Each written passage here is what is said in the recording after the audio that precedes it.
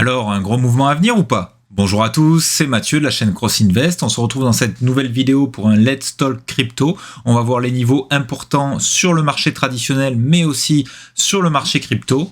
On essaiera de repérer les niveaux importants et suivre l'évolution de ce marché. Et on commence maintenant.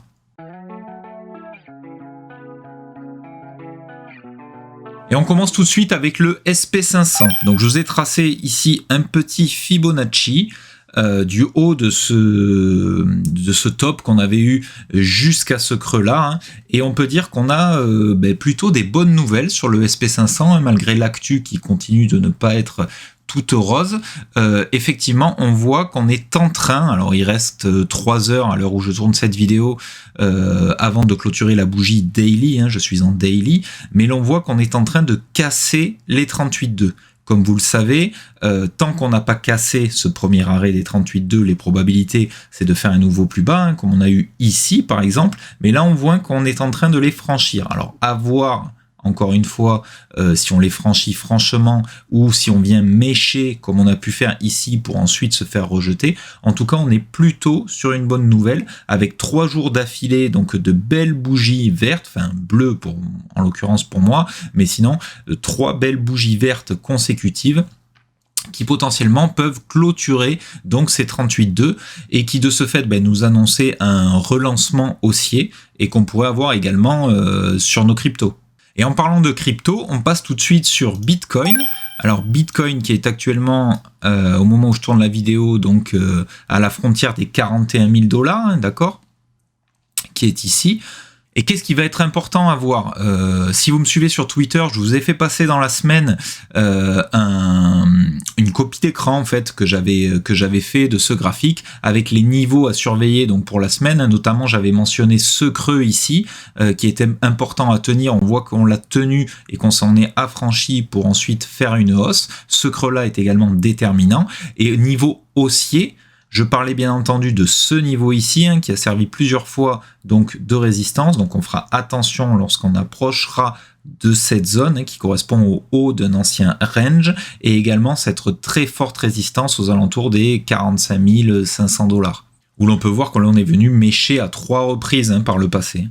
Alors le gros mouvement à venir, alors c'est pas une miniature YouTube faite juste pour que vous cliquiez sur la vidéo, effectivement on peut voir qu'en daily, je suis en daily, on a un shop index qui est très chargé, d'accord, on a dépassé les 60, donc un gros mouvement à prévoir.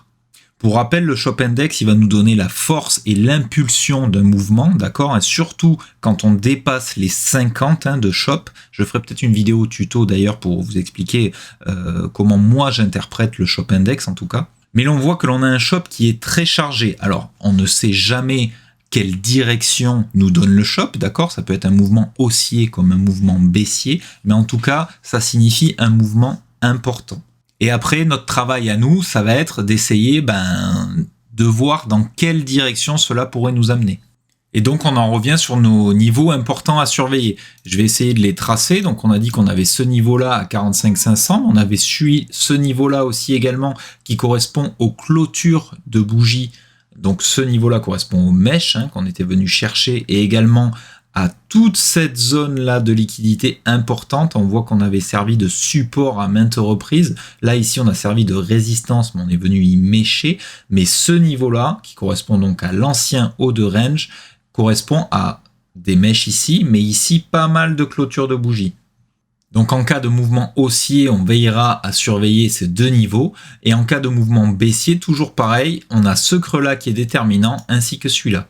Pour ma part, et jusqu'à preuve du contraire, j'ai un biais plutôt haussier sur le Bitcoin. Pourquoi? On vient d'imprimer ce qui pourrait s'apparenter à un W. Donc potentiellement un pattern haussier, en plus un W en daily. Je vous rappelle que les figures, plus l'unité de temps est grande, plus elles ont de chances de se réaliser. Encore une fois, ce n'est pas une science exacte, mais pour moi, un W qui n'est pas encore tout à fait confirmé d'ailleurs, mais un semblant de W en daily avec un shop très chargé, un RSI dans une zone de neutralité. Et comme on l'a vu précédemment avec un SP500 en hausse, je pencherai plutôt pour un mouvement haussier sur ce Bitcoin. Et qui dit mouvement haussier sur Bitcoin, dit aussi par exemple mouvement haussier sur d'autres altcoins. Je prends par exemple, ici on va prendre le Solana. Le Solana, hop, je fais n'importe quoi. Le Solana, on voit qu'on est en train de faire aussi également un W qui n'est pas confirmé. Je peux prendre le DOT par exemple. Le DOT, on est là. Également, en daily, on voit qu'on est en train de faire un W. On est pas mal dans beaucoup, enfin sur Bitcoin et sur beaucoup d'alt, on est dans pas mal de configurations qui sont assez similaires, avec beaucoup de W en potentielle formation et des shops qui sont très chargés.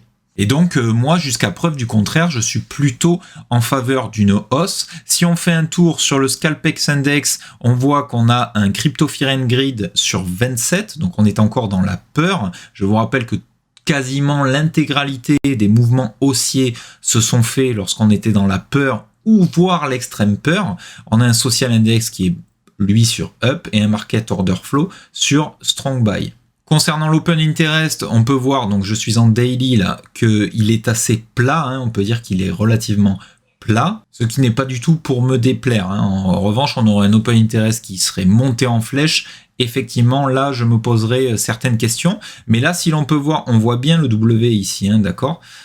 On peut voir que l'Open Interest n'est pas corrélé sur ce W, ce qui me plaît assez. Encore une fois, plusieurs interprétations possibles de ces graphiques. Hein. Je reviens ici sur Bitcoin. Dans tous les cas, nos niveaux, on sait qu'est-ce qu'il faut surveiller, d'accord. Que ce soit à la baisse comme à la hausse, on surveille. On observe, on a le temps, on est sur de grosses UT, donc on n'est pas pressé, d'accord?